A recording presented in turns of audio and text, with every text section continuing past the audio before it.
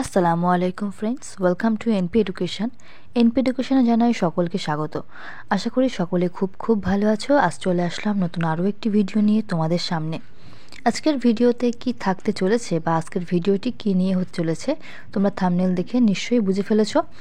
আজকের ভিডিওতে আমরা আলোচনা করব ইন্টারভিউয়ের জন্য প্রয়োজনীয় ডকুমেন্টস আমাদের কি লাগবে, যদি এই ডকুমেন্টসগুলোর কোনো একটি মিসিং থাকে বা কোনোটিতে ভুল থাকে তাহলে আমাদের করণীয় কি।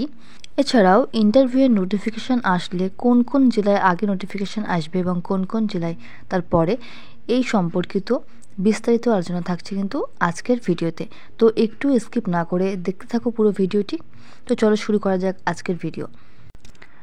যারা চ্যানেলে নতুন তারা চ্যানেলটিকে অবশ্যই সাবস্ক্রাইব করে রাখো, বেল আইকনটি অবশ্যই প্রেস করো, যাতে যে কোনো ভিডিও নোটিফিকেশান সবার প্রথমে তুমি পেয়ে যাও।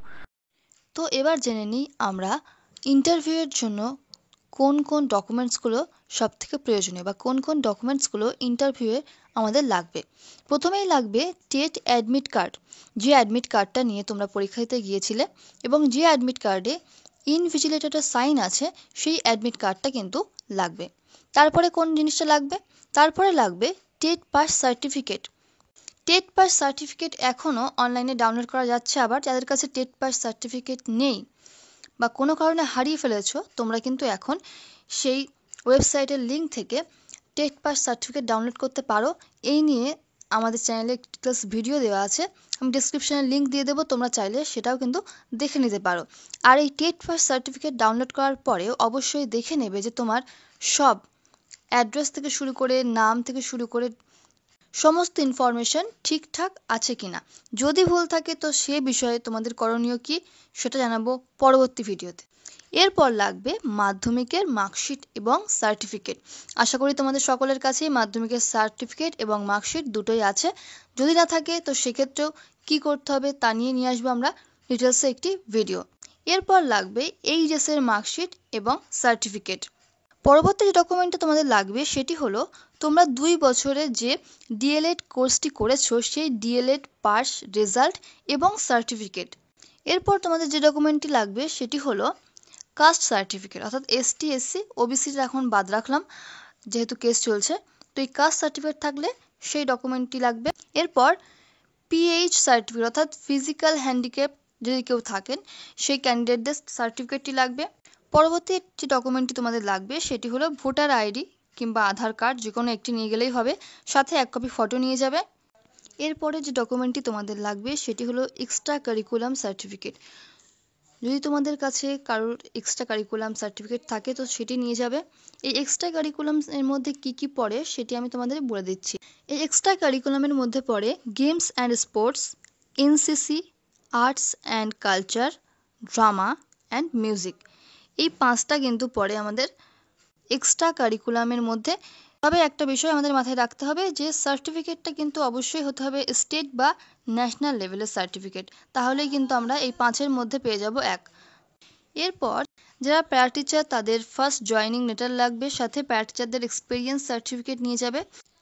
যারা এক্স সার্ভিসম্যান তারা এক্স সার্ভিসম্যানের সার্টিফিকেট নিয়ে যাবে। এছাড়াও যারা এক্সেমটেড ক্যাটাগরির মধ্যে পড়ো তারা কিন্তু এই এক্সেমটেড ক্যাটাগরির সার্টিফিকেটটা অবশ্যই নিয়ে যাবে। আমি তোমাদের জানিয়ে দিচ্ছি এক্সেমটেড ক্যাটাগরির মধ্যে কোনগুলো পড়ে। এক্সেমটেড ক্যাটাগরির মধ্যে তারাই পড়বে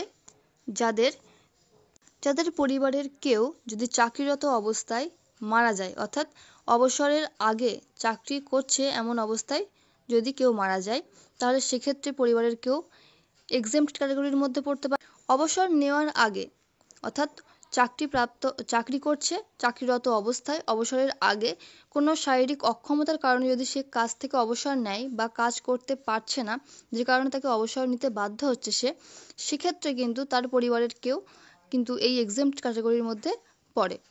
তারপরে যাদের নামে কোনো রকম জমি জমা নেই তারা কিন্তু এক্সেমটেড ক্যাটাগরির মধ্যে পড়বে। অর্থাৎ যারা আমরা দেখি যে ব্রিজের নিচে বা ফুটপাতে অনেকে থাকে, নির্দিষ্ট কোনো জায়গা নেই, তো এই ধরনের যে মানুষ তারা কিন্তু এই এক্সেমটেড ক্যাটাগরির মধ্যেই পড়বে। পরবর্তী পয়েন্ট, যারা এক্সেমটেড ক্যাটাগরির মধ্যে পড়বে তারা হলো জনগণনার কাজের সাথে কোনো এক সময় যুক্ত ছিল, অর্থাৎ এর আগে যখন জনগণনা হয়েছিল সেই সব কাজের সঙ্গে যদি যুক্ত থাকে তাহলে তারা কিন্তু এক্সামটেড ক্যাটাগরির মধ্যে পড়ে যাবে।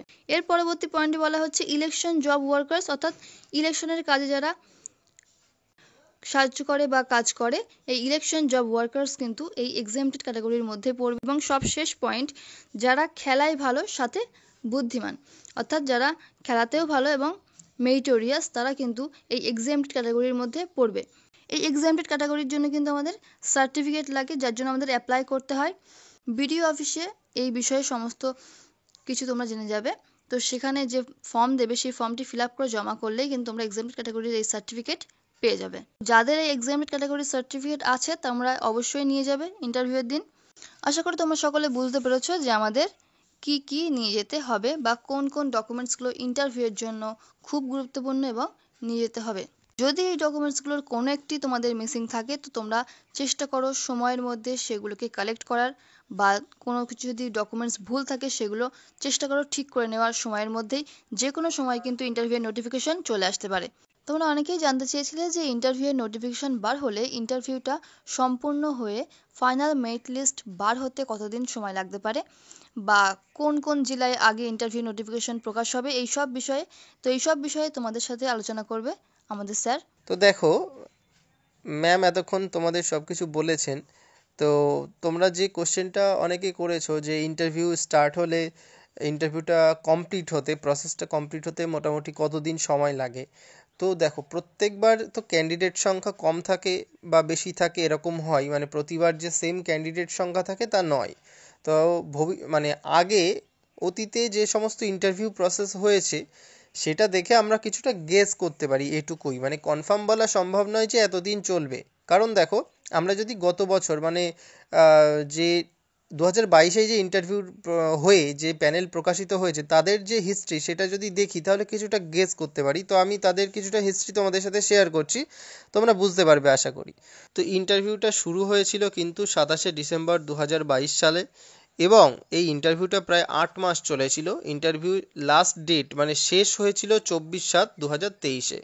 তো এই টোটাল এই দিনের 19টা ফেজে কিন্তু আমাদের ইন্টারভিউ কমপ্লিট হয়েছিল। তো ক্যান্ডিডেট ছিল কিন্তু 20 থেকে 25,000 মতো, তাদের 19টা ফেজ লেগেছে তাদের কমপ্লিট হতে ইন্টারভিউ। এবং ইন্টারভিউয়ের পরে ফাইনাল মেরিট লিস্ট আসতে সময় লেগেছিল প্রায় 5 মাস। ফাইনাল মেরিট লিস্ট বা যে প্যানেল সেটা কিন্তু প্রকাশিত হয়েছিল 31/1/2024। তো এই হলো মানে টোটাল ডেট লেগেছে, দিন লেগেছে। কিন্তু তোমাদের ক্ষেত্রে কিন্তু অলরেডি আমাদের পর্ষদের যিনি সভাপতি আছেন তিনি কিন্তু বলে দিয়েছে যে পুরো প্রসেসটা তিনি 6 মাসের মধ্যে কমপ্লিট করবেন। কিন্তু এখানে 2022-এ আমরা যদি টোটাল ক্যান্ডিডেটস দেখি, মানে অ্যাপ্লিক্যান্টস দেখি, যদি বিএড ডিএলএড আমাদের ধরতে হয়, শুধুমাত্র 22-এর নয় 23-এ যদি আমাদের রেজাল্ট প্রকাশিত হয় সেক্ষেত্রে তারাও অ্যাড হবে। তার আগে 14-17-তে যারা এখনও জব পায়নি তারাও অ্যাড হবে। তো এখানে কিন্তু প্রচুর ক্যান্ডিডেট, প্রায় 1 লাখ থেকে 1,60,000 থেকে 70,000 টোটাল যদি আমি করি হয়ে যাবে। কিন্তু এখানে বিএড এবং এনআইওএস প্রায় 1 লাখ মতো বাদ গেছে, 98,000 মতো বাদ গেছে। তো সেক্ষেত্রে কিন্তু তোমাদের ওই 50,000 মতো টোটাল থাকবে। কিন্তু টোটাল 50,000 মতো থাকলে তোমাদের এর চেয়ে বেশি ফেজে কিন্তু তোমাদের ইন্টারভিউ অবশ্যই নিতে হবে, কারণ 19টা ফেজ দেখেছে 20 থেকে 25,000 স্টুডেন্টসদের জন্য। তোমাদের ক্ষেত্রে তোমার নাম্বার অফ ক্যান্ডিডেটস কিন্তু প্রায় ডবল হয়ে যাচ্ছে। সেক্ষেত্রে হয়তো প্রতিদিন একটু বেশি সংখ্যক ক্যান্ডিডেটের ইন্টারভিউ এর ব্যবস্থা করবেন পর্ষদ থেকে। তো সেক্ষেত্রে সময় কিন্তু বেশি প্রয়োজন, কিন্তু পর্ষদের সভাপতি আগেই বলে দিয়েছেন যে তিনি 6 মাসের মধ্যে পুরো প্রসেসটা কমপ্লিট করতে চান। তো দেখার বিষয় 6 মাসের মধ্যে কমপ্লিট হয় কি না হয়, সেটা আমি আগে থেকে এই বিষয়ে মন্তব্য করতে পারছি না। তো এবার আসি, তোমরা যারা কোশ্চেন করছিলে যে কোন জেলার নোটিশ আগে বেরোবে, তো এক্ষেত্রে সেই সেম কথা আমি রিপিট করব যে এক্স্যাক্টলি বলা সম্ভব নয় যে আগের বার যেটা হয়েছে এবারও সেটা হবে কি না, তবে ফলো করতে পারে পর্ষদ বলে আমার মনে হয়। তো সেক্ষেত্রে আমি গত বছর বা 22-এ যে ইন্টারভিউ হয়েছে কোন কোন জেলায় আগে বেরিয়েছিল সেক্ষেত্রে আমি সেটা যদি তোমাদের বলি তো তোমরা কিছুটা ধারণা পাবে যে এই জেলাগুলোতে আগে বেরোতে পারে, বা যেহেতু আগে বেরিয়েছে 2022-এর ইন্টারভিউতে এই জেলাগুলোতেই আগে নোটিশ বেরিয়েছিল, ইন্টারভিউয়ের নোটিশ। তো সেক্ষেত্রে পরবর্তী যে নোটিশ আসতে চলেছে ইন্টারভিউয়ের সেখানেও হয়তো এই অর্ডারটা ফলো হতে পারে। তো প্রথমে কিন্তু কলকাতার জন্য নোটিশ বেরিয়েছিল, তারপর আলিপুরদুয়ার, তারপর শিলিগুড়ি, তারপর দক্ষিণ দিনাজপুর। নেক্সট ফেজে কিন্তু পশ্চিম মেদিনীপুর, পশ্চিম বর্ধমান, জলপাইগুড়ি, উত্তর দিনাজপুর, কোচবিহার, বাঁকুড়া। তার পরের ফেজে বেরিয়েছিল পূর্ব বর্ধমান, বীরভূম, হাওড়া, ঝাড়গ্রাম। এই অর্ডারে কিন্তু আগেরবার নোটিশ বেরিয়েছিল। তো ফিউচারে যে নোটিশ আসতে চলেছে ইন্টারভিউ তোমাদের এই সেম অর্ডারেই যে আসবে তেমন নয়, তবে কলকাতা দিয়ে ইন জেনারেল স্টার্ট হয়, তো কলকাতা দিয়েই হয়তো শুরু হবে। পরবর্তীতে কিন্তু মালদা, মুর্শিদাবাদ, উত্তর চব্বিশ পরগনা, দক্ষিণ চব্বিশ পরগনা, পুরুলিয়া এই জেলাগুলোর হয়েছিল। এবং পরবর্তীতে একদম শেষে এসে টেটে যারা মাত্র 82 পেয়ে পাশ করেছিল, মানে একদম লাস্ট পজিশনে ছিলেন যারা, তাদের ইন্টারভিউ কিন্তু একদম শেষে হয়েছে। ঠিক আছে, তারপর যারা 82 পেয়ে পাশ করেছিল টেট, তাদের শেষ হওয়ার পরে স্পেশাল বিএড ক্যান্ডিডেট যারা ছিলেন তাদের ইন্টারভিউ হয়ে টোটাল কমপ্লিট হয় আমাদের ইন্টারভিউ প্রসেস। এই ছিল ইন্টারভিউয়ের হিস্ট্রি, মানে গত বছরে যে ইন্টারভিউটা হয়ে গেছে সেই ইন্টারভিউয়ের টোটাল হিস্ট্রি তোমরা জেনে গেলে। তো এই ওরিয়েন্টেই কিন্তু পরবর্তী যে ইন্টারভিউ নোটিশ আসতে চলেছে কিছুটা এই ওরিয়েন্টেড হতে পারে। এখানে যেভাবে যে প্রসেসে হয়েছে সেই প্রসেসে হতে পারে। তোমরা বুঝতে পেরেছো, তোমাদের ক্যান্ডিডেট সংখ্যা আমি আগেই বলেছি অনেক বেশি, গতবারের তুলনায় ক্যান্ডিডেট সংখ্যা অনেক বেশি, কারণ 2022 টেট কিন্তু প্রচুর সংখ্যক ক্যান্ডিডেট পাস করেছে, প্রায় 1.5 লক্ষ ক্যান্ডিডেট পাস করেছে, সেখান থেকে বিএড এবং এনআইওএস বাদ গেছে। তো বিএড এবং এনআইওএস বাদ গেলেও তারা পুরো আবার কেস করেছে যে এই ইন্টারভিউতে যাতে তাদের বসতে দেওয়া হয়। এখন সেই বিষয়ে সেটা কোর্ট ঠিক করবে কারা বসবে কারা না বসবে, বা পর্ষদ ঠিক করবে। আমরা এ বিষয়ে এক্ষুনি কোনো কিছু মন্তব্য করতে পারছি না, তবে ইন্টারভিউ নোটিশ আসতে চলেছে এটা শিওর। তো তোমরা প্রত্যেকে ইন্টারভিউয়ের জন্য অবশ্যই প্রিপারেশান নাও, এবং ইন্টারভিউয়ের বিস্তারিত তথ্য দিয়ে আমি নেক্সট হয়তো আজকালের মধ্যে আরও একটি ভিডিও আনতে চলেছি। সেখানে সেই ভিডিওটি দেখলে আশা করছি তোমাদের ইন্টারভিউ রিলেটেড কোনো রকম আর কনফিউশন কোনো কিছুই থাকবে না। তো অবশ্যই সেই ভিডিওর জন্য আমাদের চ্যানেলে যুক্ত থাকতে হবে, তার জন্য সাবস্ক্রাইব করে বেল আইকনটি প্রেস করে রাখো, যাতে করে প্রত্যেকটি ভিডিওর নোটিফিকেশান সবার আগে তোমার কাছে পৌঁছে যায়। এছাড়াও আমাদের হোয়াটসঅ্যাপ, টেলিগ্রাম গ্রুপে তোমরা অবশ্যই যুক্ত থাকবে ডেসক্রিপশনে দেওয়া লিঙ্ক থেকে, সেখানে জয়েন থাকলে তোমরা প্রত্যেকটি নিউজ, প্রত্যেকটি আপডেট, প্রত্যেকটি কেস আপডেট, নিয়োগ প্রক্রিয়ার সমস্ত তথ্য খুঁটিনাটি সব কিছু সবার আগে পেয়ে যাবে। এছাড়াও সমস্ত স্টাডি ম্যাটেরিয়ালস, যারা বিএড ডিএলএড করছো তারা তাদের স্টাডি ম্যাটেরিয়ালস কিন্তু বিনামূল্যে আমাদের সেই গ্রুপে প্রোভাইড করা হয়, সেখান থেকে তোমরা সংগ্রহ করে নিজেদের পড়াশোনা করতে পারবে। তো আজকে এ পর্যন্তই, দেখা হবে আবার পরবর্তী ভিডিওতে, ততক্ষণের জন্য গুড বাই।